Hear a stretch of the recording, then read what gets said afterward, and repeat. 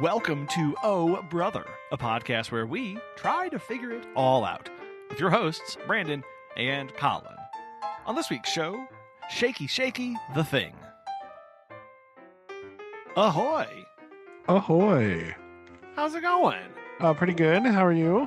It is, I don't know if I'm ready. Look, this isn't going to turn into the Two Guys Talk About the Weather podcast, but I'm not ready for the weather tomorrow. I mean, this has been Two Guys Talking About the Weather for a long time. This is a podcast set in the Midwest, Colin. That's just kind of how it is, right? If we don't talk about the weather every once in a while, people will doubt that we actually live here. They'll start saying lies like Missouri's part of the South, which is, of course, untrue. So we can't have that. Nope. Right? So I know. Tomorrow, the high, in case people are wondering, as we record this right now, the high is going to be 65. The low is -1. Oh, you're going to be lower than me. Now that's the feel. The real feel is -1. But yes, with the wind chill and everything involved, we go from. I haven't looked at the wind chill numbers. I just had like 17. So I mean, negative is not out of the question. But like, yes, yeah. I think our high Monday like 30. Yes. High next Friday 80. So it is officially springtime in Missouri. You can. It is. I'm very excited about this. Man, to say the least. Which means that my sinuses, my allergies are pumped and ready for this tomorrow. No. Yeah, mine aren't either. They're not great. I have the tingling in the nose. Right. They're like, oh, here comes the sinus drainage. So. It's gonna be great. It's gonna be something. So I have my customary tea, so everything's fine. Everything will be fine. Ta-da! Yes. I love that. Although it will not be fine again because this coming Friday is parent-teacher conferences again. So we're still doing again. I don't know who wants this. Right. Oh, yeah? I don't really know who's asking for this. Nobody I talk to is asking for this. Granted, that's like 4 people. So like the pool is not large. But the half day with parent-teacher conferences from like 2 to 6 is really not. That's really not it. Right. Like that's really no good. I don't like that. That's a lot of parent-teacher conferencing. That is a lot. And it's the spring one, the one that usually nobody comes to. Like, because like by spring, like if I haven't called you already, like it's fine. Right. Like, you're like by now, worry. by now, this is like the end of third quarter, right? So like by now, it's like, it's fine, right? It's whatever. Like if you haven't heard from me, or like us in general, because we tend to like message like as a group, right? Like, oh, we're like, because if we say like we are having, it's like more gravitas than if you're like, I was wondering, right? Like all of those parents and people, like they already know. So like nobody is going to be receiving like brand new information at the third quarter, right? It's not really like, hey, shock, your kid's like failing, right? That would be weird. Like I don't you know what I mean? So like so I don't really know how many people to expect to come. And if nobody comes, I'm going to try really hard to not fall asleep at my desk. Oh no. Just like sitting there for like hours and hours. So we'll see, I guess. Oh, so how many hours is that again? 4 ish, right? Yeah, right, because somebody's coming before 2:00. It always happens, right? Like no matter what the posted hours are, somebody will come before it starts. That's just like the rules. It's like how it works. The unwritten rules are somebody will come and be like, "Hey, what?" No matter, it could be so there will be one person, and that's kind of the thing of like one person makes it all worth it, right? Because then you need to be there, but also disrupts everything. Yeah, because like I'm not ready, like mentally or emotionally for this shenanigans, right? I have to have like 45 more minutes till people are supposed to be here, and you're here. What is going on? Yeah. Like, oh no. Nope. So we'll see how that goes. That's the big thing for this week. We're also supposed to have another drill on Monday. Like we've been doing all the emergency drills, right, at school, and we're supposed to have another tornado drill Monday. But if it's like 5 degrees, I don't know if that's going to happen. And that would be okay if we canceled it because we already had one and we did a good job. So we all got into the place in less time than we were supposed to be in there. So I really feel like we probably don't need to do it again. No. And I really don't want to do it if it's going to be 5 like it. No, especially no. See, but it just changes kind of like the entire plan. Then I don't know. Like that's true. But we already did like 2, so what's one more? Really? You know what? Right. It's fine. It's fine. It'd be okay. I don't know. I was thinking this week. I have a thought to share with you. Right now, this comes back because we have great continuity on the show. Obviously. Right, it's just what we do. Right. Yep. We talked a few weeks ago about Chinese food. Right. And how it is the savior of us all. Right. Absolutely. Now I would like to just preface the following with this statement. Right.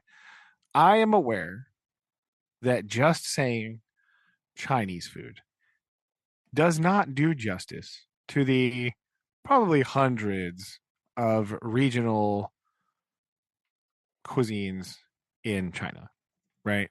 I'm aware of this. Okay. I know that. A blanket statement is not helpful because a lot of stuff from like the Szechuan and like the other places, not the same, right?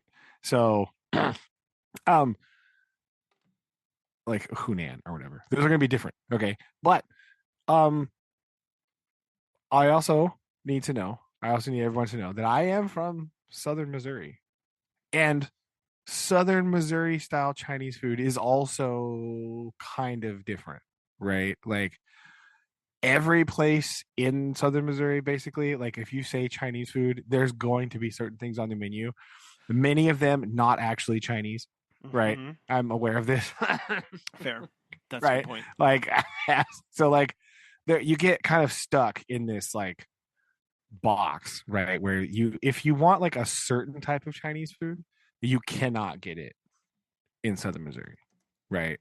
Like if you want like, I don't know, like certain things are not going to be found here because that's just like a regional thing. And like in Missouri, they're like, no, all Chinese food is like this, at least in Southern Missouri. Right? So if you're looking for like dim sum, right, not going to find that. Right. If you're looking for like certain types of like steam buns, not finding those anywhere. No. I've looked, they don't exist. Right. Like not going to be a thing. Right. You're going to get like orange chicken. Okay. There's right. However, tasty. Yes. So I know that I am a fan of like not actual Chinese food. Okay. Now, I said all that to say I have discovered through the power of the internet what the Irish call Chinese food this week. Oh. And I don't really know how to process. Oh no. Oh. Okay. It's I don't know what to do with this like information, and it's like kind of difficult for me to think about. Mostly it involves, well, I mean, here, this is just a screenshot of something I'm just going to send you. Right. Look, I don't know. I just like took this random screenshot. of a Google search for Irish Chinese food, and this is what pops up, right? It's just things like this. No, not No, what? I'm gonna What be. is happening? I don't know. No, I'm just send the okay. I'm sitting picture. here. Not. There I we don't. go. I don't think I'm okay. I'm sitting down. Oh no. And this is. Oh, this is the. Yeah. So Hmm. what you're looking at here, near as I can figure, Hmm. right? The most important part of Irish Chinese food is something called the spice bag, which appears to be chicken, some sort of fried chicken, spices of unknown origin, and French fries, aka chips, Chips. right? And they're just in a bag, and you just like shush them about, and then you Hmm. put them on the plate. Hmm. And then some of the things I saw, they just take every other thing and just put it like some fried rice, yep, on there. A little bit of noodle, yep, bam, on there. And then they just have some. They just refer to it as curry sauce, and they just Oh. sort of dump it over the top. Do be This one now. appears to have like an egg roll or a spring roll, and those little other brown things are um, something called a chicken ball, which is apparently an Irish Chinese delicacy. Don't know Uh, if I'm okay with that. that's what it is, right? And so I just don't know how to feel about this, right? Like it's Hmm. it's. No, it doesn't even look tasty. I mean, yeah. Now, I mean, okay. First of all, let me also preface this, Irish listeners. Would I eat this if I was in Ireland? Yes. Okay, I would give it a shot. Okay, I just need you to know that I am open to the spice bag conversion. All right, but Sure. just seeing it for the first time is kind of appalling, right? It is And like shockingly brown. I will it say is that. shockingly brown, right? I know they're Irish are not going to like this, but it is giving very British vibes. Okay, I'm sorry, Yeah. I'm sorry, I'm Whoa. sorry. I know it's a Wow. sore subject. Okay, Wow. but like it's, Incredibly. it's I, at least I know, right? I heard I was watching a thing about it, and the guy did describe American food as at least looking vaguely Chinese, which fair. Like it's definitely not like official. It's just it's vaguely of China, and I accept that, right? And so because I love pretend Chinese food, I would be willing to give it a shot. But I was just so appalled by the myriad of things piled on top of each other covered in curry sauce that I just didn't really know how to handle like the Yeah. the chips and the rice and the noodles all simultaneously. Yeah. It's the everything there. Yeah. Like, Yeah. do you need all of them? Mm. That's really, I mean, I feel like chicken and chips with curry sauce, like I feel like that is fine, Fine. Yep. right? I Yep. feel like rice and chicken and curry sauce, fine. Like noodles and whatever and curry sauce, fine. I don't know about all of them. Yeah. Say, I It don't was think you still need rice okay. and fries and noodles Yep. and like a hint of vegetable. There's like a onion in there, right? Like a, a sliver of carrot. Just Yeah. No vegetables in here at all. I mean, that's okay. I mean, again, as a person who loves cashew chicken, a made up Chinese food by a Chinese man. Uh, so like it's like kind of Chinese by proxy, right? Kind of. Like it's like there's no Yeah. vegetables in there. So I'm not saying that all Chinese food must have vegetables. Obviously, untrue, right? But like it's just I just was so appalled. I was shook. Really, is what I was like. I was just the internet decided to show me this week, and I was looking at it going, I don't know how to process this. No. And I think well the whole because yeah you're right. You're used to seeing certain things on. You're used to seeing visually. It's one thing. It's to me. It's always.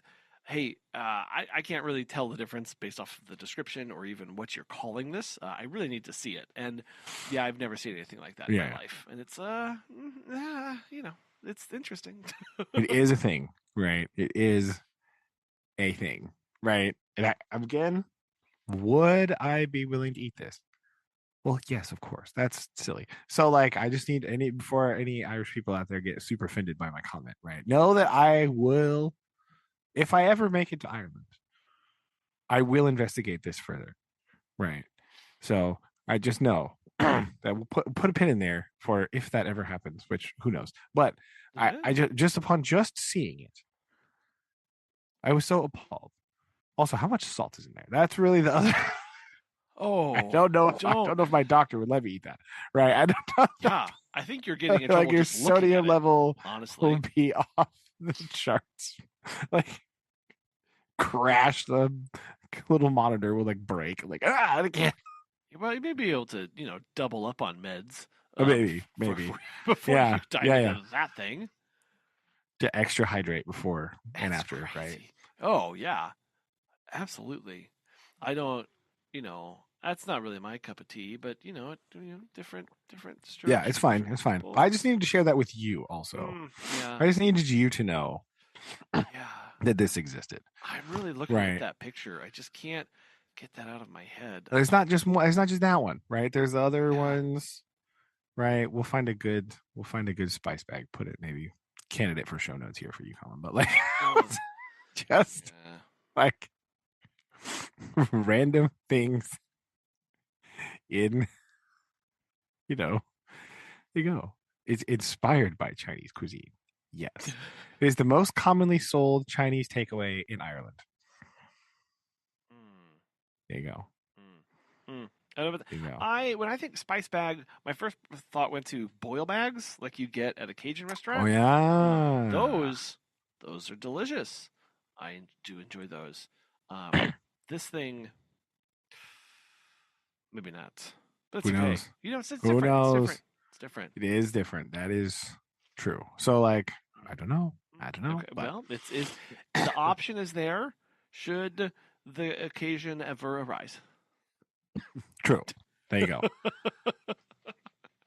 So I just needed to share this with you as well. Thank I you. just feel like you needed to know about this. I don't know. For continuity's sake, again, as well, because we have, we are all about continuity here on the Oh Brother podcast. We do like to wrap around and bring back random topics from before. you know, Yes. totally normal behavior. That's fine. I just Oh, needed you to see that. So, well, all right. I, That was my. I appreciate that. I appreciate that. No, And huh. in other restaurant news, have you seen the memes about the McDonald's CEO not eating the burger thing? Yeah. Have you seen this? And then have I seen every other CEO or every other thing Great. shooting videos of them eating their own food? I love it. Yes. It's so good. I have indeed seen that. And it's oh, come on. it's so good. It's so good. I can't believe they on. released that. I can't believe someone's like, yes, this is the take we're going with. I know. Guys, couldn't even like fake the bite, right? Like cut to somebody else ate it. And they're like, here you go. you know? Yeah. No, I Couldn't definitely pretend. Mm. Okay. Seeing his reaction, and then he and then he released another video, and like where he's no, I'm sorry, and of course people were saying like, yeah, the former CEO used to have a burger in every single restaurant he ever went through, and all this stuff, and it's.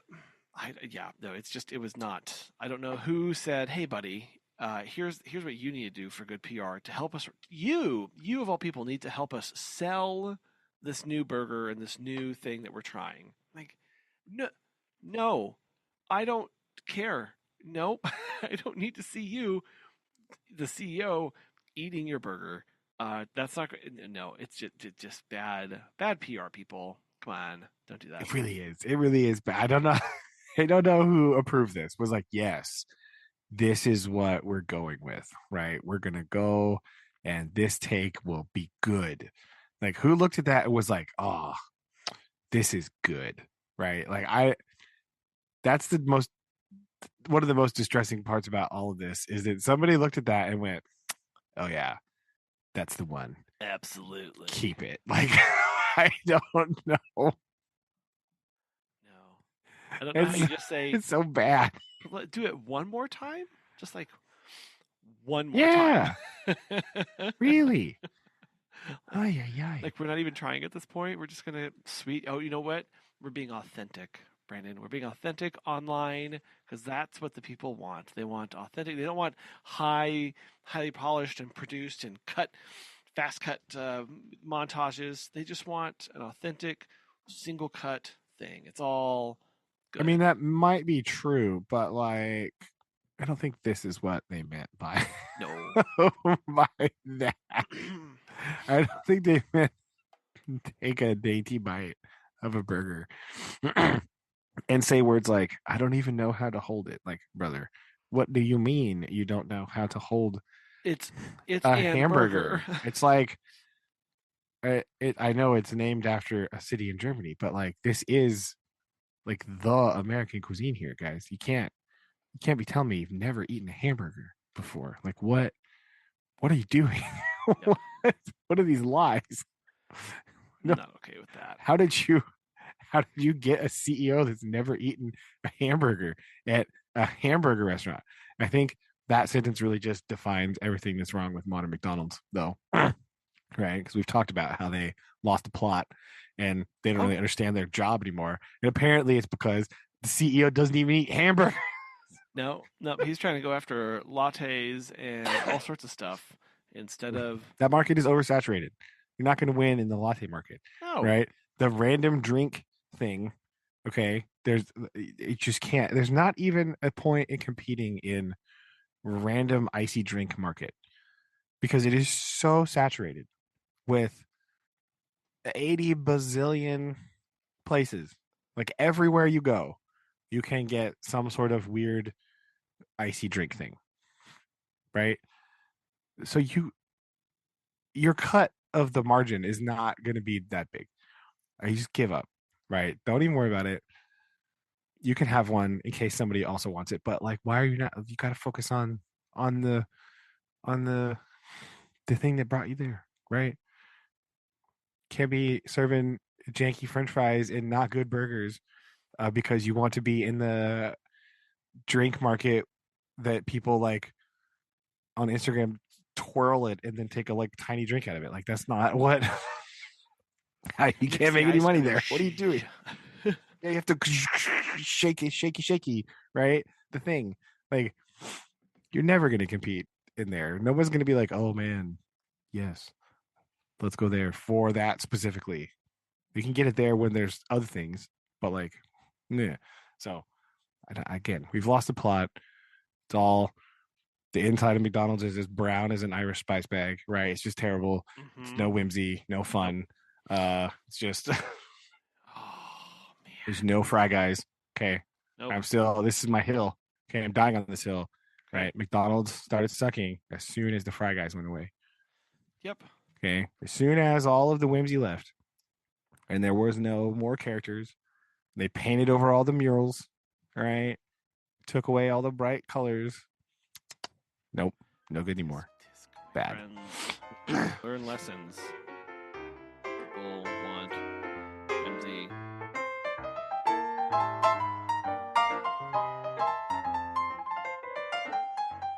Man, and that's yeah.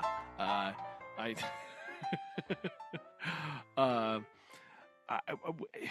we are of occasion to be redoing some flooring in our house, um, and I have been looking at swatches of carpet samples and kitchen samples until my eyes have bled.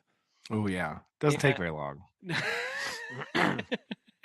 How many and shades of grayish brown have you looked at, yeah, Colin? yeah, yeah. You know, like I can't say like every our house is like it's tan and white, and the walls are a light blue.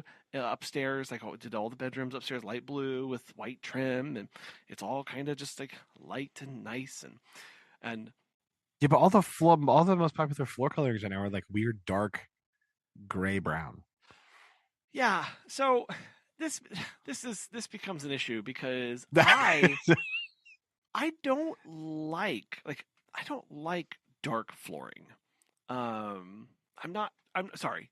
I don't like. Yeah, I don't like dark. Ooh, here's it is. I don't like dark carpet. This is what I learned about That's myself. fair. Okay. Well, even dark flooring, right? It's very like you have a dog, Yeah. a white dog. Yes. So, um, there you go. Yeah. That's all you need to know. Enough said. And This so, is problem like, number one. our our current carpet is like a light. It's like a cream thing, tan, whatever. It's just all one solid color. And this is the other thing, Brandon, that I have been introduced to of you don't just have solid colors. Then they have like two colors mixed in. They make it speckled, and then they have a tricolor where it looks like there's like pepper and stuff in there, and that's meant to add depth and hide stains. And I'm going, it just comes pre-dirty, is what you're saying, and I don't No, I appreciate that. like that better than like solid color carpet, Sure. right? Well, now pattern is something different than this, like because it'll be like, oh, the base color in this is a very faint light sky blue, and then they'll add in flecks of white and then flecks of like a dark gray black in there, and Oh, and that's a little bit weird. Yeah, I it's don't kind know of about weird, that. right? This is but so that's what they do. It's so I also learned about myself that shockingly texture of the flooring is important. So not just the plushness of the carpet, but so in our kitchen right now we just have linoleum sheet, linoleum, Yeah, whatever is vinyl. I don't know what it's called, vinyl, yeah, whatever. Right, and it's fine. I don't really care. I live in an old house. It's 106 years old this year, and yeah. it So the vinyl's a vibe, right? It yeah, fits. It's fine. vinyl's a vibe. Also, it's very practical because I don't have even floors. Right? So Mm, if you come in and you're like, "Yo, I want flooring," they say, "Sweet. Here is hardwood. Here is blank. Here is whatever." And I'm going, "Cool." Um, I it's don't not flat. have I don't have flat, right? Like nothing is. Can you not use the? How about that rubberized stuff? So that's where we're having to. So we have that option of it kind Yeah, of looks like it's like a fake tile, yeah, right? yeah, But yeah, it kind of like warp. You can like bend. It's yeah. bending. Now, however, where it bends is going to be determined on like how it's placed because the like little ridge in our kitchen runs the lengthways of the kitchen, which is where they lay this kind of fake tile. And so if Ah, it I see. overlaps and where those It'll two buckle on that. If it's like on a seam, it'll be. yes. I So mean, I that guess you could just lay the opposite way, right? You cover the seam first and then work towards the thing. It will be a little annoying to cut all the end tiles, but like yes. you could do that just to make sure that you don't have a like the seam right on like the buckle that but So separates comes off. so the first thing, yeah. So what they're going to do is they end up going to be doing some like leveling and beveling and like smoothing this out to like build up around the mound and like slowly taper off towards the edges to make it go Oh, away. This oh, is what that we're doing. sounds like a lot of work and money This is what you're. This is to pay. yeah. That sounds like a lot of hours of labor. So That's what I'm meaning to say. yes, yes. I am thankful our kitchen is not more square feet. That's all I'm going to say I mean, because of that's this. true. Yeah, yeah. But they immediately then take you over and they show you all of the like hardwood, fake hardwood stuff. It's Oh, meant to yeah. produce, and and we're going through this and they're talking about it, and I'm like, I already like. I do. Our home does have the original hardwoods in it. I can't do hardwood anything. Oh, And yeah, because it won't hold up. It won't look right because no, there's no, like it real hardwood right there. right, literally touching the Yeah. fake. Like, and then there was this. Oh, yeah, no, you can't do that. Well, let's see Here's what the our vinyl option. flooring. Just Right, just roll it back out. Just just cut, like cut, done. Let's so that. go. Well, and even then with the vinyl flooring, all they have that to make look like wood, and that to Yeah, look. you don't want that. So You I, most of it just looks like tile. Just get the this tile is one. it. This I want something that looks like it's supposed to be tile. I Yeah. don't want, but and then they're like, oh, here, look at all this stone. It's like rough hewn stone, and I'm no, I just want something that looks like I want a it's garden path in my kitchen. yeah. Why am I walking on gravel? No, thank you. I don't want that. No, But what listen, they've or you have to go full blown whimsy then, right? Put in a well there, well, right? Like a I like a stone well with a bucket. and a path, Like yeah, a path, a shrubberies. little path, yeah, shrubbery, and another Uh, matching shrubbery, but a slightly different height to get but a it's two slightly level different. effect going down. Yeah, and then you have to. Ah, oh, it's so good. Yeah, put some like foliage about, right? There you go. Yes, There you yes. go. And it'd be done. No, well, Narnia kitchen. There you go. but what they do, so I am used to the old style vinyl and old style linoleum things that are very slick. They're very slick and smooth. What they've done with the more modern ones is they've given them this texture on the surface to make them grippy and safer. But if you feel it with your hands, it's very unsettling. To apparently, what I have learned, both Megan and I, highly like sensory sensitive people. It turns out. Well, I knew that about you for sure. Our I could have told you that already. You should ask me. The lady at the store that we've been going back to, and bless her heart, she shockingly after we had been working there for going back and forth, now she's on vacation, so I think she's just trying to signal to us of like, please stop coming back. But I'm not because she said on the note, I'm not coming back until they pick a floor, and then right, she just left. you know what? Yeah, like, call me when they're done. At one Yeah. point, she did say, "So we're." She said, "So we're learning we have some OCD and sensory issues." We're like reaffirming, right? Yeah. Not learning. Yeah, no, Exactly. this is yeah, we're learning it applies to way more areas in our life than we thought it did. Well, I mean, also like you're not going to be like walking around on your hands once you get it. Right. So Yeah. it's going to be mostly a non-issue. My only question is how textured is it? Is it to the like how difficult is it to wipe off? So That's the real question, right? so Like imagine okay, so how do I even like okay, so you know those little things that you can get that are like the 3D stickers where if you feel the ridges on it on your where it's like or like the hologram stickers oh where yeah. It's like right rough kind of. really Yeah. rough. Okay, it's not nearly that bad. Okay. I'm going to say it's more like the the nylon webbing of a new car's seatbelt. So nylon webbing. Yes. Yeah. Okay. Yeah. That's what Yeah. Nylon, where it's like you can tell it's manufactured, and it's just like it's but obviously it's fine. It's not a coarse texture. no, it's not a coarse. Okay. Now there were some that were coarse, and my first thought was, how do you scrub this? Like Yes. like That how would be my only question, right? Is like how do you clean it yeah. if you like spill a bunch of stuff because it's your kitchen and you spill things. So lots. Yeah. And Noah is there. And so and also yeah, so this becomes the question. Your of, kids like, you like to sometimes be like, hey, we're gonna bake this thing surprise. Like, oh no. Brandon, happy pie day. I woke I came into my kitchen and I found that the other 3/4 of my family baked 9 mini pies. It's a lot of pies. Holy cow. Mini personal pies. And then I was told, I don't want to hear. Okay, they really are just. They're all channeling their inner dad, right? They're like, "Oh, we need too many pies for a singular occasion." Well, and then I was told that I needed to clean it up because they needed to make room for more. This was just the first batch of pies. So I had to come in. What are they doing? Calculating pie with pies? Like, what is happening right now? What is going on? So, anyway, we're in the thick of flooring, And what we've decided is a like a Baltic stone Oh, tile thing. Because oh, here's the thing. My kitchen, the walls are like a very, very, very light sea foam. Like it's very light.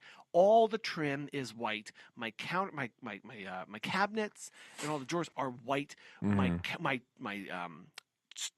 countertop is like a deep, dark, like dark gray green. mm. And so our current setup is our flooring is actually like a dark green, which matches the countertop. I'm not changing the countertop, so I'm like, I have to have something that matches, and I don't want to go any lighter in here because then it's going to be like white floor, white walls, white trim, Fair. white cabinets. Like it's a bit much, people.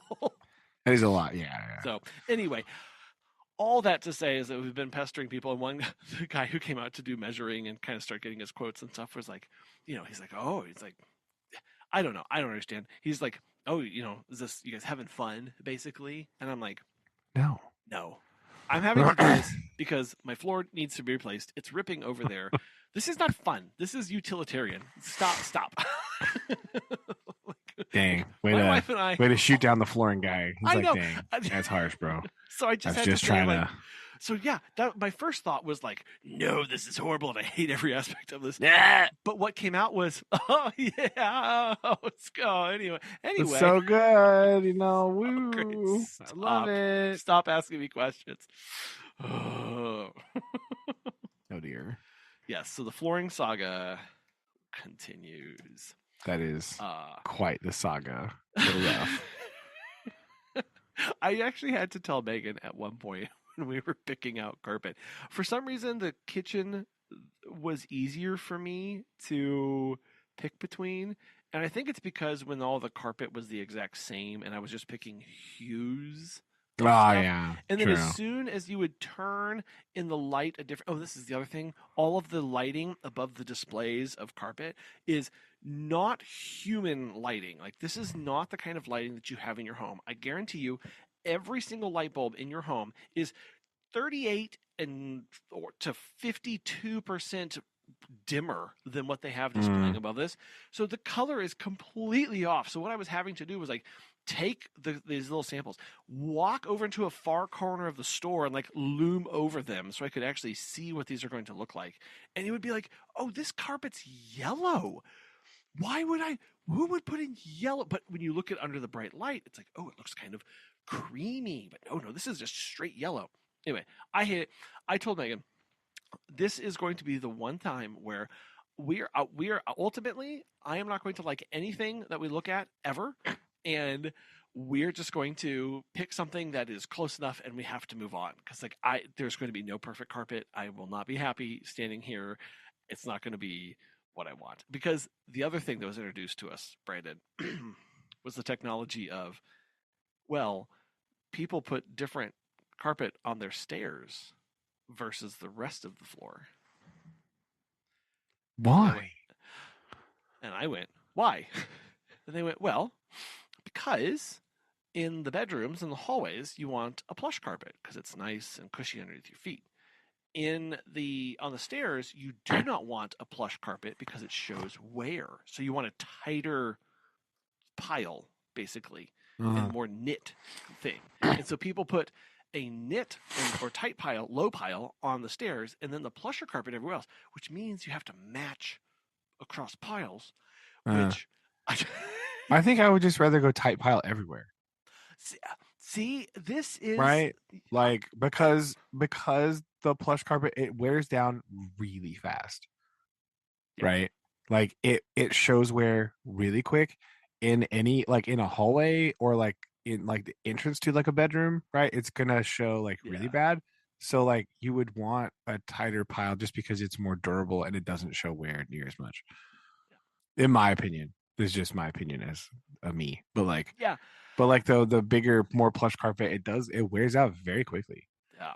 Right. So this was a discussion, and also like, do you get like a synthetic or a more natural one, and one wears better, but one's more stain resistant versus the other one, and all of a You sudden do it was have just, kids and a dog, I know. so I was like, I I really feel need the like more, stain, and you are there. So a again, stain resistant stain resistant, is like very, really high priority, really important. right? You did just make a whole bunch of pies in your house, and you have a dog, and No, you are no. about, Remember, right? So like, pies were made in my house. I had nothing to do with them. yes, you were by them. That's why I didn't say that you made them. I said that your household. Hmm. I should rephrase. Your Oh, yes. household just made pies of Yes. your children, who are notoriously messy, and then you Me. are the spiller of many things, Present. and then you have a dog.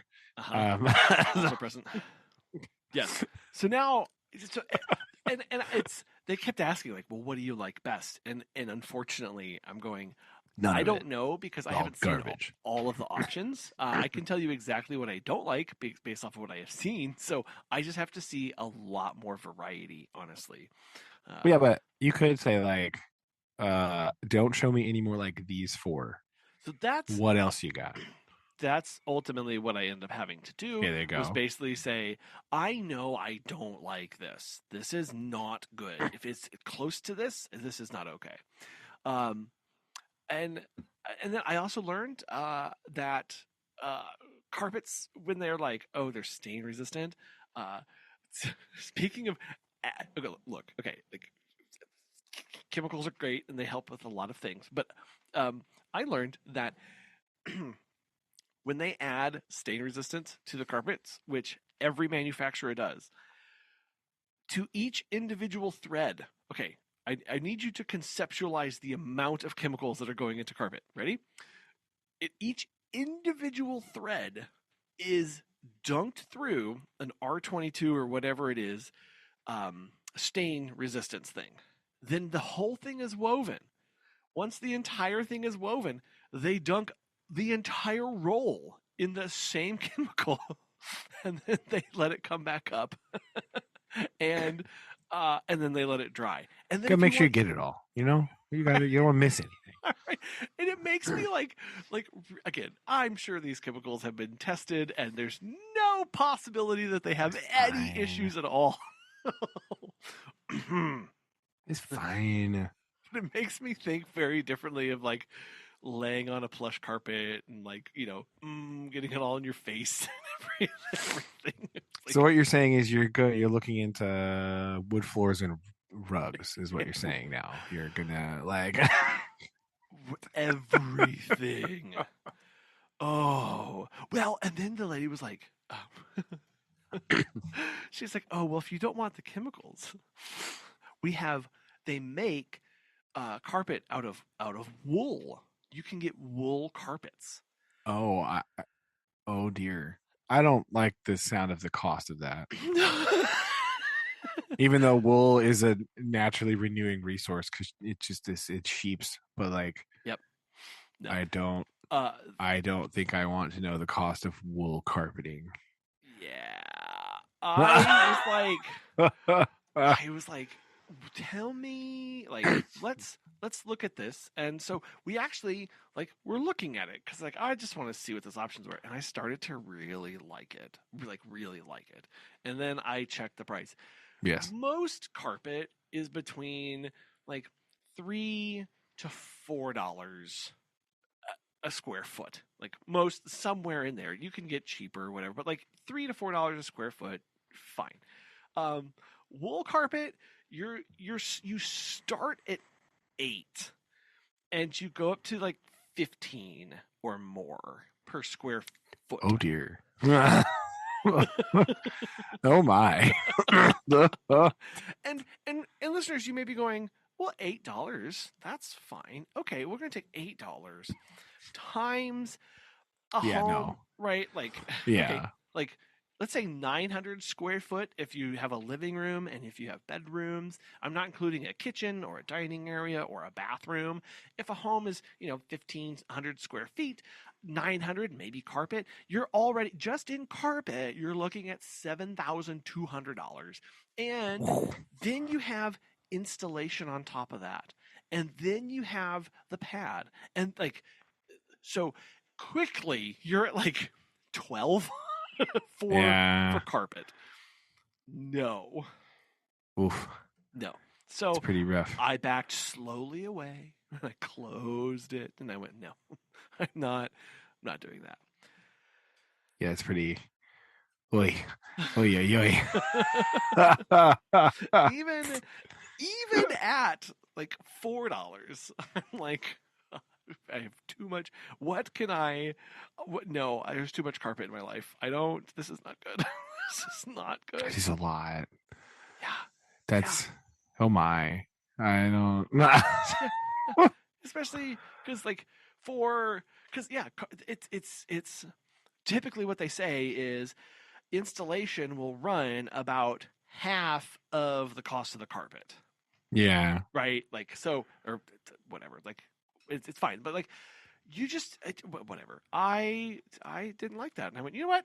Maybe that yellowish carpet that looks kind of stained already. Maybe that's what I need. I mean, Let's not it's look at. not so bad, is it? Like, it's okay. It's fine.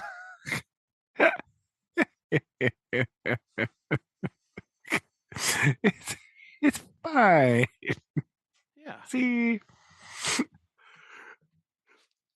totally fine.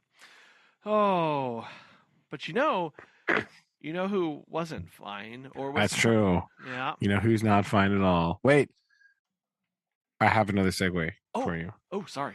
It's okay. I do have.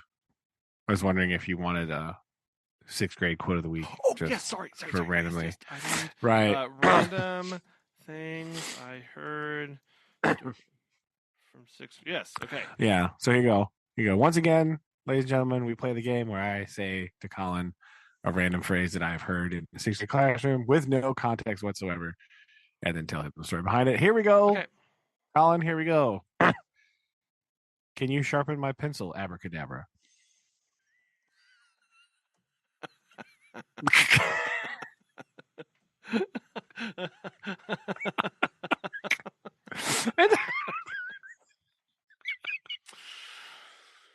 Uh-huh.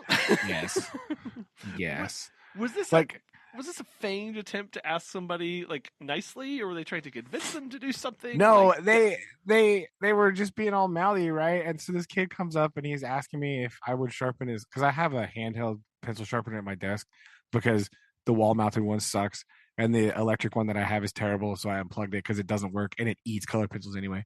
So I was sharpening them so they could like helping them sharpen pencils to do their project thing they're working on, right? And I was sharpening it, and this kid comes up and he's like, "Hey, would you sharpen my pencil?" And they were like, "Hey, you can't ask like somebody else was like, you have to say the magic word." And he just looks at me dead in the face and goes, abracadabra. okay. And so this girl comes up right after that and she goes, "Can you sharpen my pencil, abracadabra?" Abracadabra. It is a magic word. It It was is. just so funny. It's just the delivery. He was just like, abracadabra. It's like, whatever. I don't care. You know what? It was so ridiculous. Yes. So there you go. There you go. That is perfect.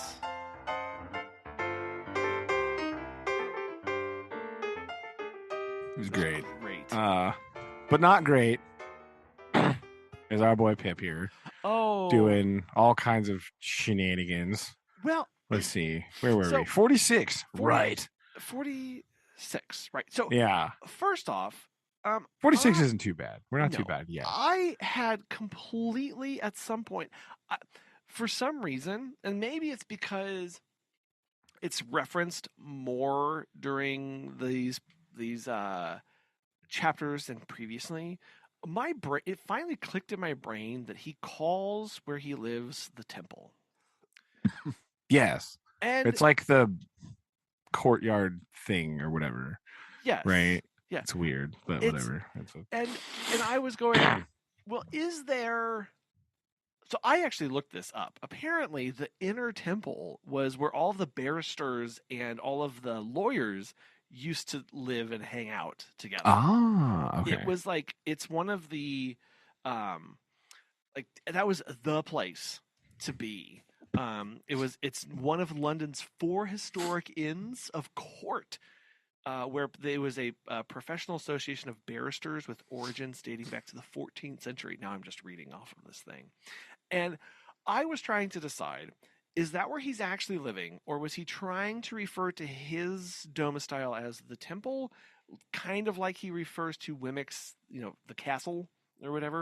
Yeah. Um, I because his place certainly isn't a temple, unless it's No, like a temple to like of van- solitude, right? Like vanity. I don't know. Yeah.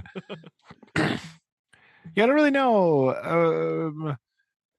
I'm not. I don't know if yeah. And this might be another thing where I'm missing some context from somewhere, but like I'm not real sure. I just know that that's what he calls it, and then there's like that's just what he refers to it as, and I don't know why, but yeah, that is weird. I don't. It doesn't sound like that's where he is because it doesn't sound like. I just figured that was like the temple court or something. I was like the address almost, right? Like that's kind of how I was thinking about this. Yeah, it is a garden. It is a court, but it is an actual place called the temple. And then Ah, there was like the inner temple. It was more supposed to be kind of a anyway. Like it, I just I saw it. And I was like, huh.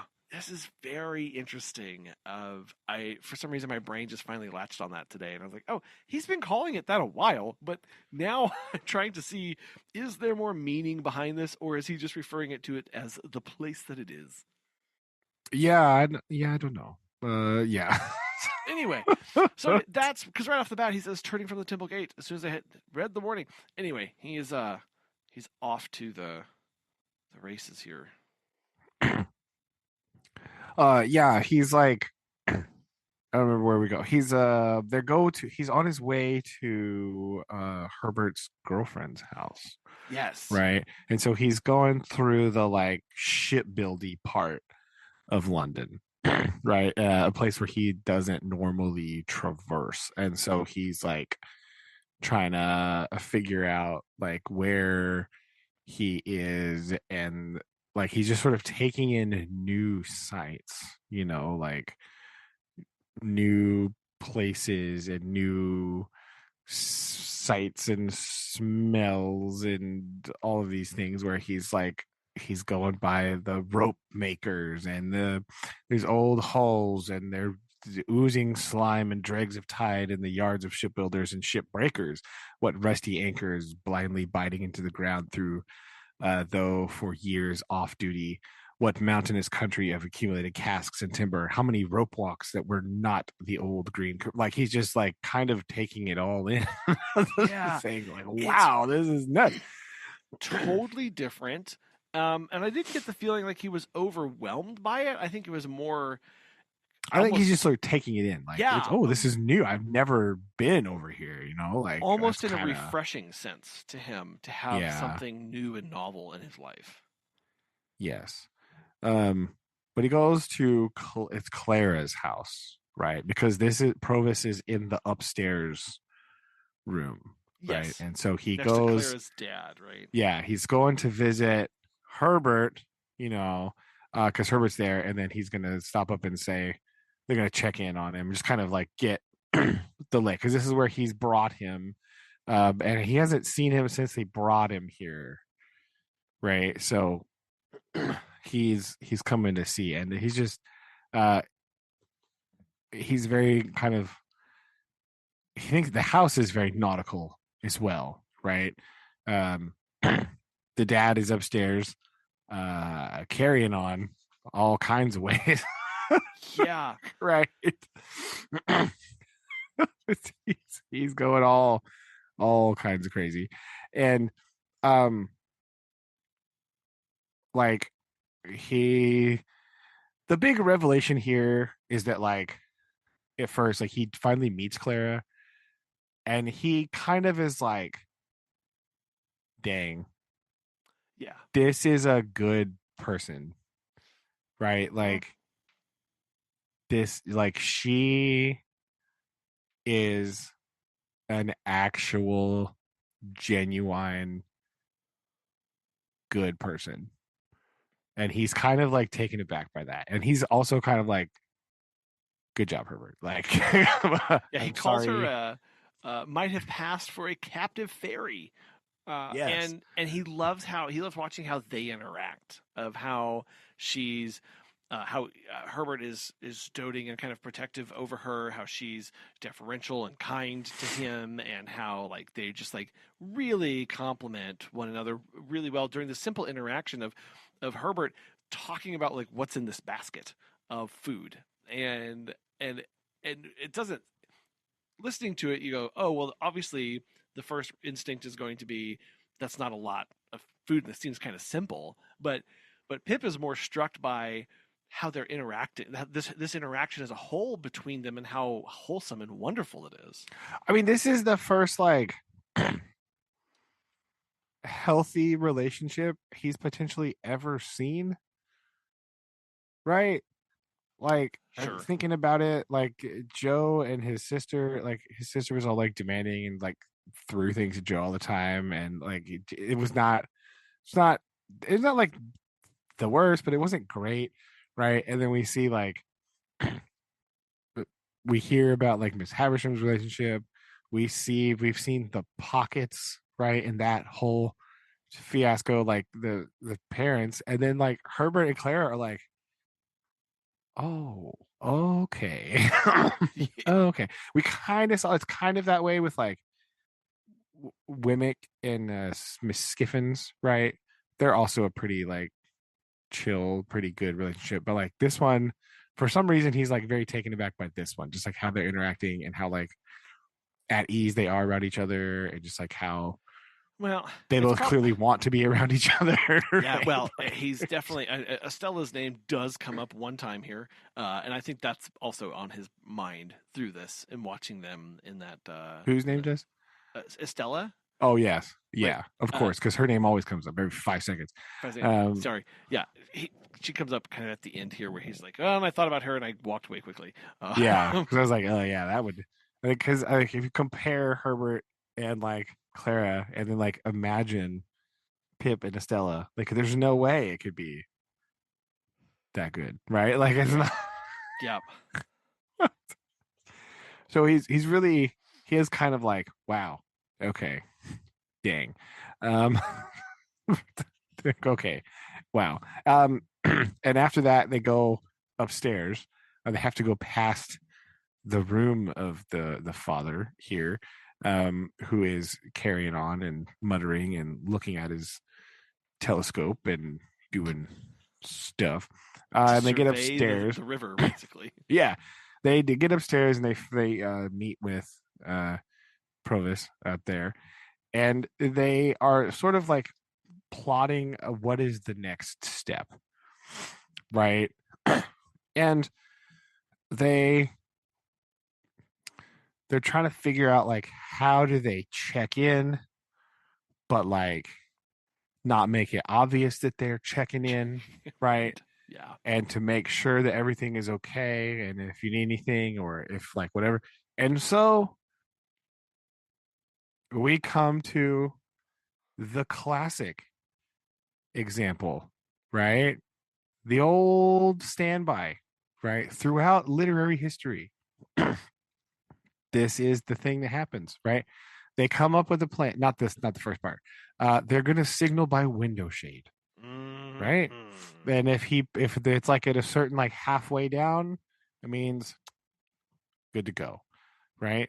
This is this is classic stuff, right? It's fantastic Spy stuff. movies throughout the ages have used this. Apparently, Charles Dickens was aware of this. This is like a time honored spycraft tool of moving the window shade to a certain position and Ta-da. messaging from here. But the way that they're going to see the window I is they're gonna be rowing down the river. Good job, Herbert, because they need to find a way to not draw it. Basically, Herbert's like, hey, how about instead of putting Provost on a ship and getting more people involved, Pip, what if you and I just row him down the river? And so, Yeah, in order to not draw suspicion or attention, we just need to be rowing all the time so people yeah, don't yeah. pay He's us any basically mind. like, yeah, if you row 50 times, no one will pay any attention to the 51st. I And he's mean, got a point. right? If this This becomes Herbie the guy. regular habit, then like no one will pay any mind. They'll be like, oh, that's the rowing guy again, whatever. Like, and so that's what they start doing to like help them figure that out. Yeah, so that there won't be any more players in the thing, and then they can just do it. So he's just like, all right, I'm just gonna go buy a boat now. And that's yeah. He's got to go buy a boat.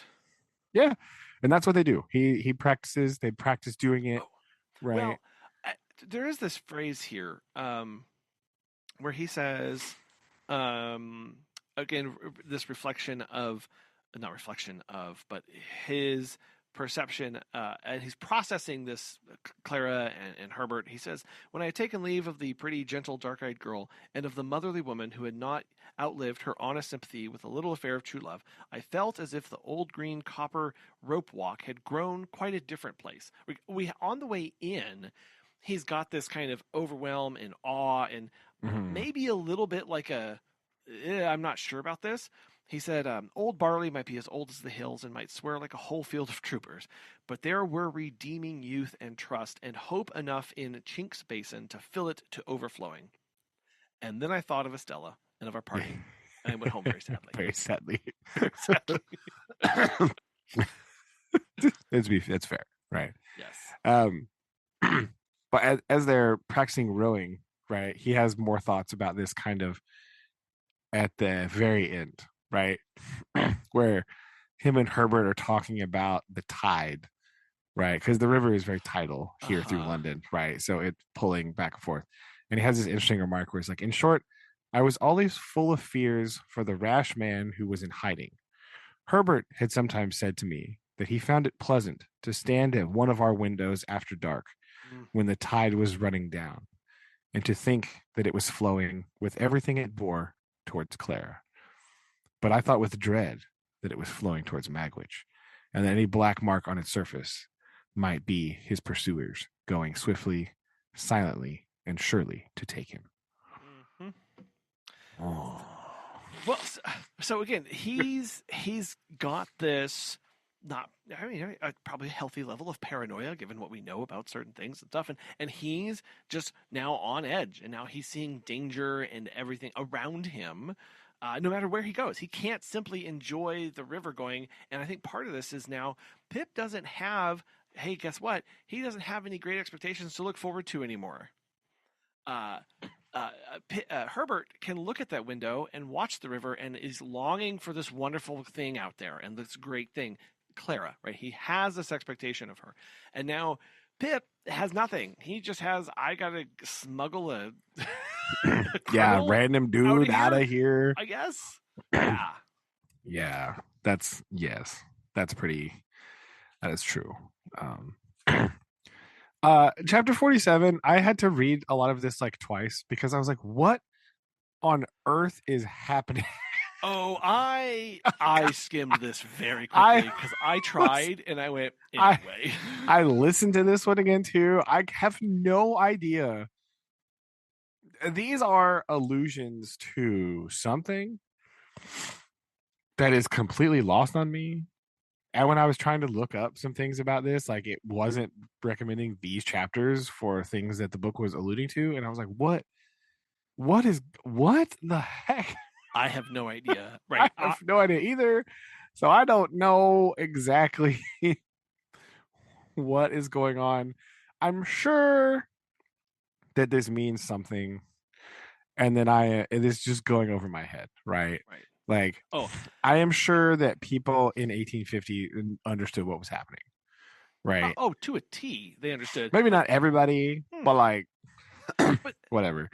Basically, Pip says, "Oh, sorry, go ahead." No, I was gonna say we start off with Pip complaining about being broke and missing Estella.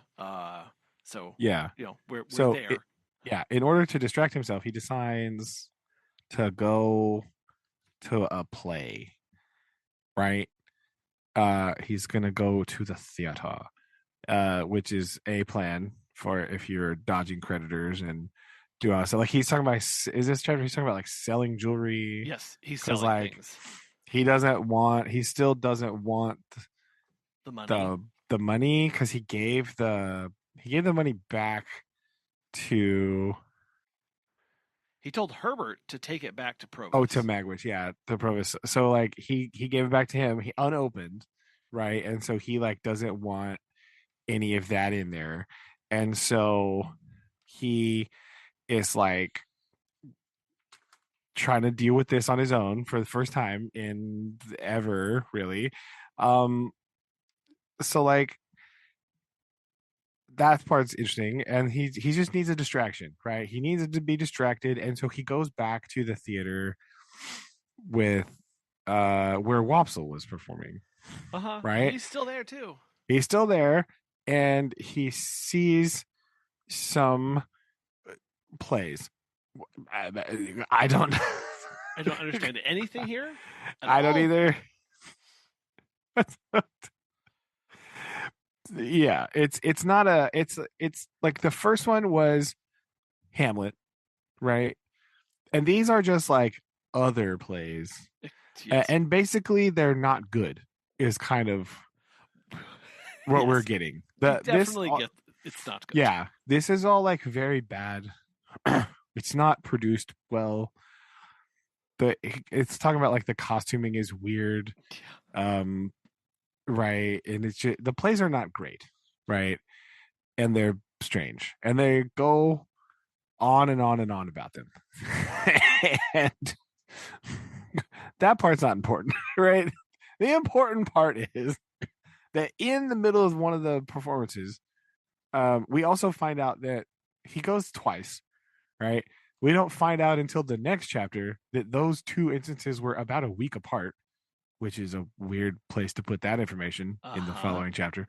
Um, but anyway, on the second performance, like, um, there was like Mr. Wopsle sees him, And right? I observed with great surprise that he devoted it to staring in my direction as if he were lost in amazement.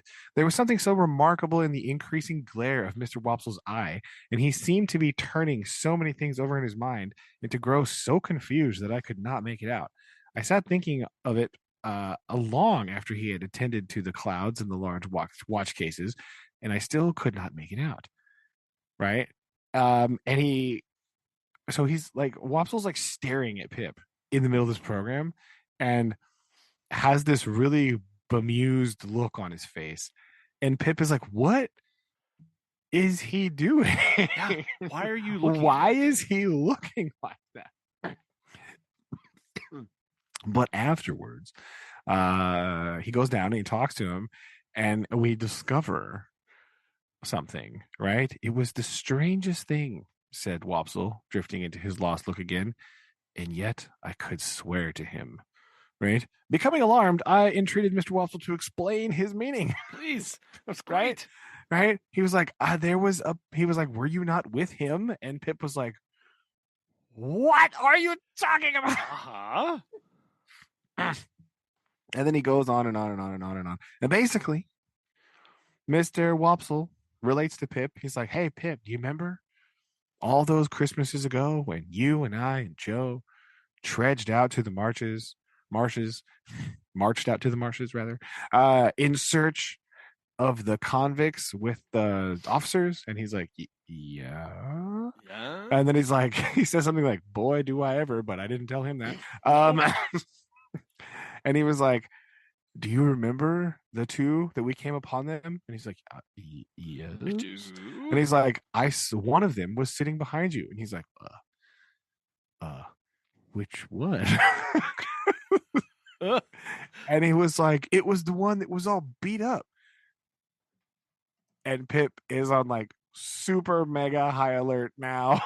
Like, alert, right? Because this means that Compi-san was behind him, right? Like a ghost. Right. I cannot exaggerate the enhanced disquiet into which this conversation threw me, or the special and peculiar terror I felt at Compi-san's having been behind me like a ghost. For if he had ever been out of my thoughts for a few moments together since the hiding had begun, it was in those very moments that he was closest to me. And to think that I should be so unconscious and off my guard after. All my care was as if I had shut an avenue of 100 doors to keep him out, and then had found him at my elbow. Dun. Dun dun. So not only we had questioned before a few chapters ago if he was even still alive, right? Nobody really knew the answer to this question. Nope. But Turns out the answer is yes. probably yes. Very much yes. So is he our mystery watcher? Right? We don't know. Has he been watching Pip this whole time? Surely, because this book is how it is. This cannot be a coincidence because this book has no coincidences in it, really, except for Pip seeing Jaggers at Haversham's house that one time and making whole false assumptions about 800,000 things from that one thing. I guess that was a coincidence technically, but everything else is like, oh yes, every character comes back, every character we see again. Okay, so what is up with this, right? Holy cannoli. So this is terrible. Yeah, very. Pip does not like this. And he goes home and he's just like waiting for Herbert. Like just like he's like paranoid that the footfalls on the stairs will not be Herbert. But it is, and it's fine. He's also there's nothing to be done saving to communicate to Wemmick what I had found out, right? And so it's still the waiting game, right? But now there's something worse, right? Boom. More we must be more, and we were very cautious indeed, more cautious than before, if that were possible. And I, for my part, never went near Chink's Basin except when I rode by, and then I only looked at Mill Pond Bank as I looked at everything else. Dun-dun. So yeah, he's even more paranoid.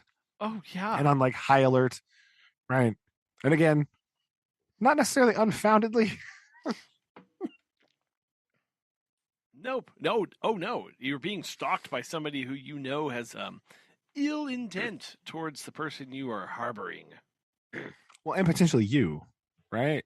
Because you're an accomplice of that person. And he probably knows that, right? If he's been following that person, maybe he knows the Pip in cahoots with him. I don't know, right? I don't know. Very weird. So that is one shocking piece of information in these 3 chapters. However, the next potentially shocking piece of information is coming up right now. Holy cow.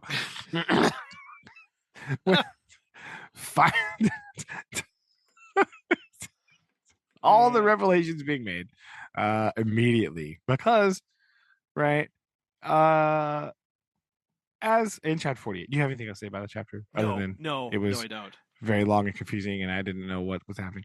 Things took place. The he's on his way home, right, strolling, trying to decide where to eat, right? He's just sort of like wandering about, right? He just put his boat away, didn't he? Yeah. And he's just sort of strolling around and he feels a hand upon his shoulder. And it is Mr. Jagger's hand. And he passed it through my arm.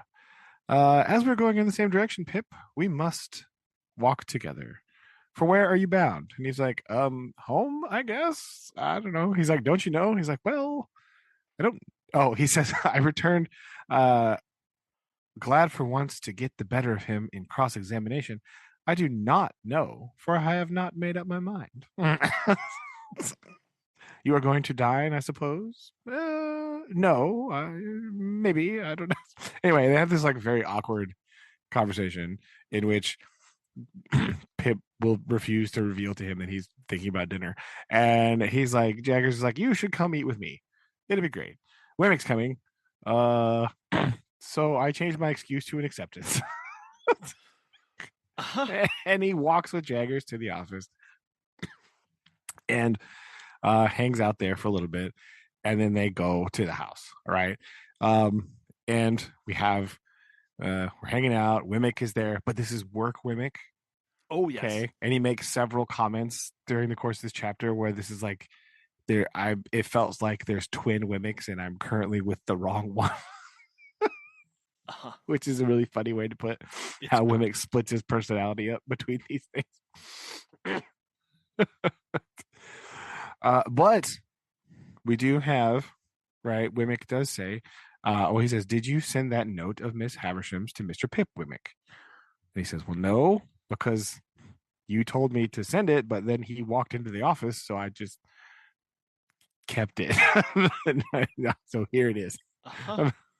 He also makes a point to hand it to Jaggers and not directly to Pip because he is deferring to Jaggers in all things because he's in office mode, right?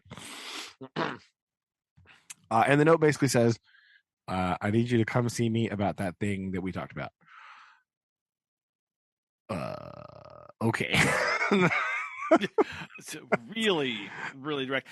It's Well, I mean, fantastically. this is the Herbert thing, right? Like Yes, this no, it is, but it's just like it is 2 lines, and it is basically like I need to see you about the thing we talked about. And great, what that's so wonderful. It's great. I and then uh Jaeger goes into something about he who is it who do you think he's referring to when he's referring to the spider? Quick question. Oh, it's Bentley. Bentley. Do you think Bentley's the spider or is it Estella? It's Bentley because Oh. whenever he first started calling him that, it was when Bentley came to dinner with the other guy. Oh, that's right. Okay, okay. Yeah, I was a little like I see I've slept since then. So yeah. They came to dine. They all dined together, and it was Bentley and then that other random guy who had like a weird name that I can't remember. Um, like, so he called him that. Yeah, that comes up that Bentley is to be married to the person, and that like Pip's like, I knew it, but like, I didn't want to think about it. And then we get like this very awkward interaction, right? Where it's like, well, you know, it's gonna go one of two ways, right? Gonna it'll either oh, be fine or he's gonna beat her. beater. And he's like, what? And he's like, well, that's just how it is with people like that. Like, ah, what? What a Yeah. weird sentence, right? It's like, yeah, yeah. He either beats or cringes, right? Those are the two choices. Um, you know, so that's weird. And he's like, I'm right. You know, I'm right. Ask Wimmick. And Wimmick's like, yep, He's right. that's it. And Cringes or beats. Okay. Okay. And he toasts Drummle, right, in this instance too. well, he says, here's to Mrs. Bentley Drummle, Oh, right. Yeah. taking a decanter of choice wine from his dumbwaiter and filling for each of us and for himself. And may the question of supremacy be settled to the lady's satisfaction. Mm-hmm. Right. To the satisfaction of the lady and gentleman, it never will be. Right. But then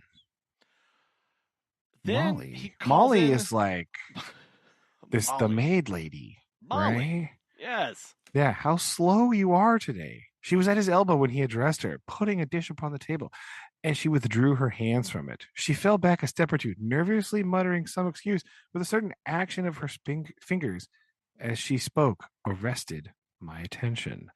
Right? The action of the fingers was like the action of knitting.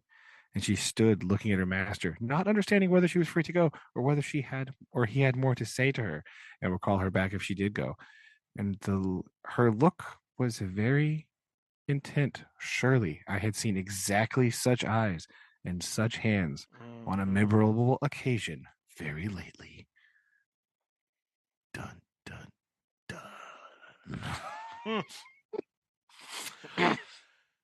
Yep, and we find out, or at least Pip has a now. And look, if there's someone who's going to make this connection, it's the one person who has been obsessed and has goo-gooed and gaga'd Yes, eyed I over, believe, yeah. So oogling, right? Lots of oogling, oogling, right? oogling nonstop, obsessed, continually thinking and processing and noticing every little aspect of Estella. He puts two and two together, and he goes, "Ah, I am looking at Estella's mom." Well, yeah, he says, I looked again at those hands What? and eyes of that housekeeper and thought of the inexplicable feeling that had come over me when I last walked, not alone, in the ruined garden and through the Yeah. deserted brewery. I thought about the same feeling I had come back when I saw a face looking at me and a hand waving to me from a stagecoach window, and how it had come back again and flashed about me like lightning when I had passed in a carriage, not alone, through a sudden glare of light in a dark street. So all of those times where he was like, "What is? I recognize something in her. What is it? What am I seeing?" It was Molly. Mm-hmm. Bang, right? Bang. This is Yeah. what he believes, right? So now after this happening, right, it was the rest of the evening was very dull. Wemmick just sort of sat there and do his thing and do his business and blah blah blah. And then they leave, all right. And Wemmick's like, "Oh yes, I will walk with you because I'm leaving as well." And then, like, Wemmick on the way, like after a few, as he's walking down the street, right, he's like shedding his his work personality away, and he's like, I had not gone half a dozen yards down Jared Street in the Walworth direction before I found that I was walking arm in arm with the right twin and that the Yeah. wrong twin had evaporated into the evening air. And Well, Wimmick's like, well, glad that's over. and Wimmick Huh. even says he's like, I have to be too, screwed tight or whatever. Whenever I'm around him, then I can be Yeah. now. And I died more comfortably unscrewed. I love Yes, that. fantastic. Yes. Right. So so he's like, okay, well, now. And then he's like, hey, so have you met the Miss Bentley Drummel? And he's like, no. He's like, why you ask? No reason, no reason. Anyway, Anyway, how is the aged parent? How is Miss Skiffins? good. Yeah. And Yep. Yep. And like really trying to get into this. yeah, but then he does come back and he's like, hey, what do you know about this housekeeper lady? And he's like, well, I can tell you part of it. I don't know all of it, but what I do know, I'll tell you. We are in our private and personal capacities, of course. And he's like, yes, of course. He's like, well, let me tell you. Apparently, this woman was tried for murder and was acquitted. Because Mr. Jaggers was for her, of course. Of course. Of So course. Jaggers was her lawyer, and he acquitted her in this murder case. She murdered some other woman, It was right? alleged that some other Allegedly. Oh, woman yeah, was. allegedly, right? Come on. Come Yeah. on. Was found dead in a barn, right? There had been a violent struggle, perhaps a fight. She was bruised and scratched and torn and had been held down by the throat and choked. There was no reasonable evidence to implicate any person but this woman. And, you know, but Jaggers got her off, right? And basically was like, no, look, there was a question about the scratches on the hands, right?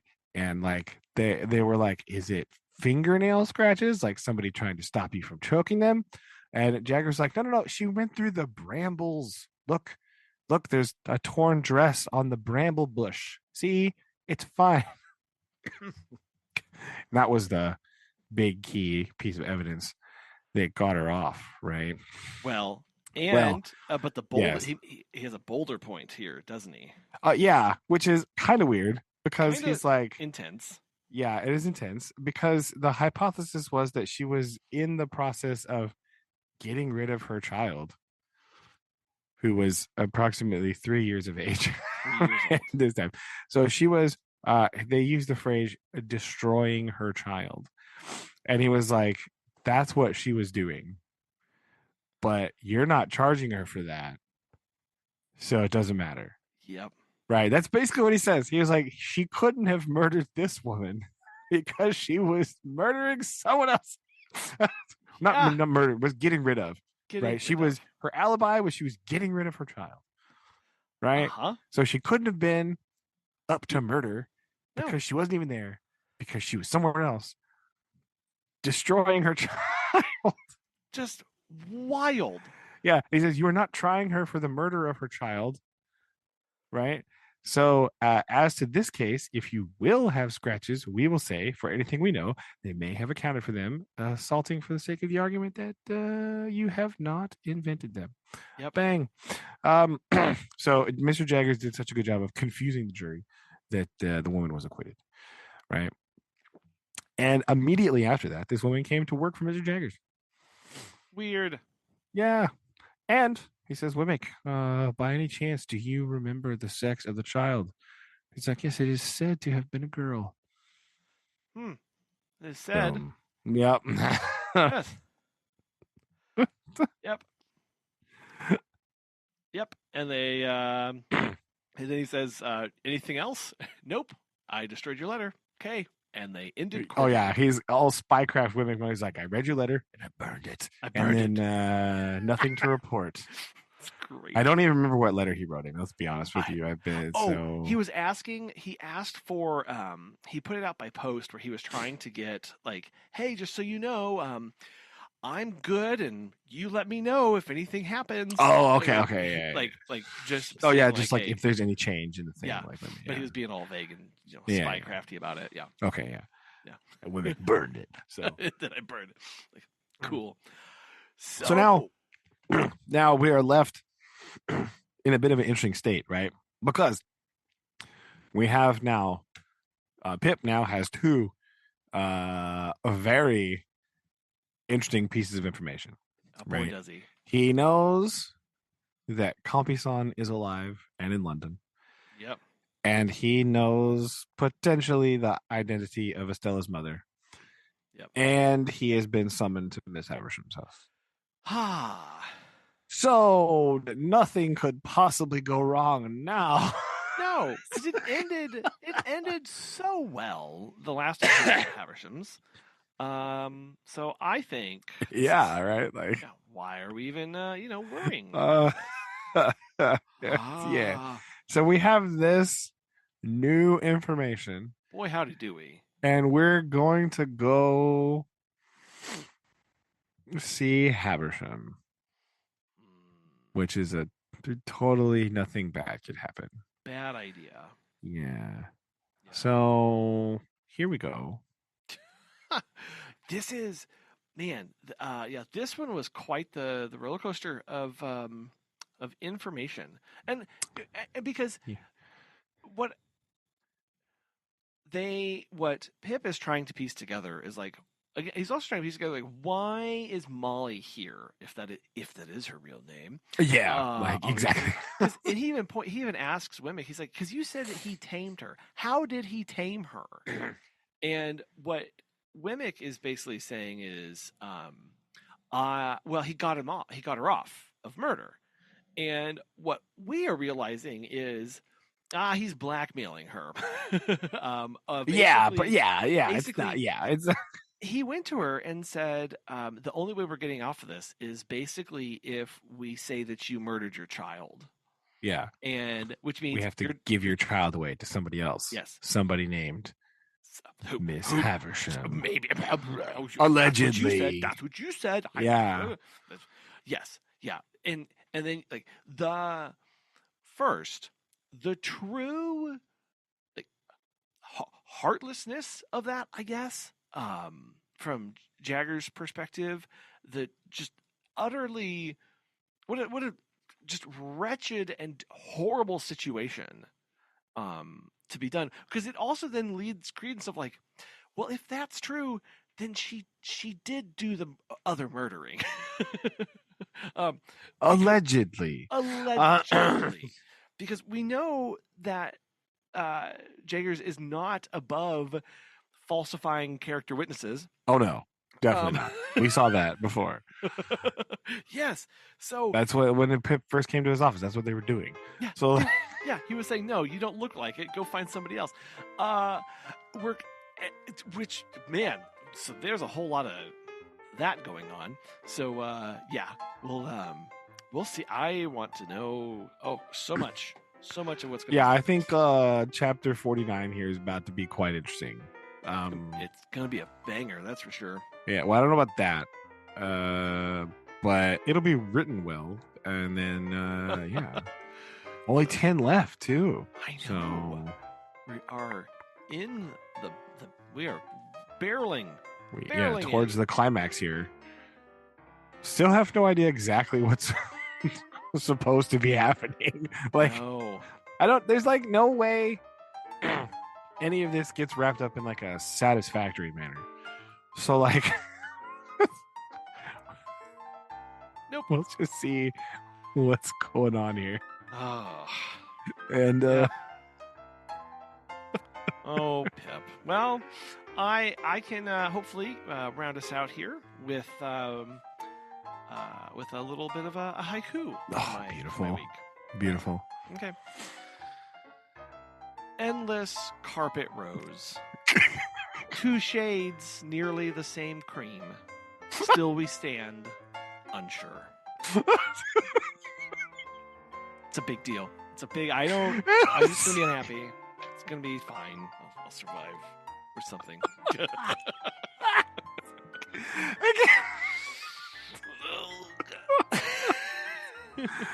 So good. I don't know. Here you go.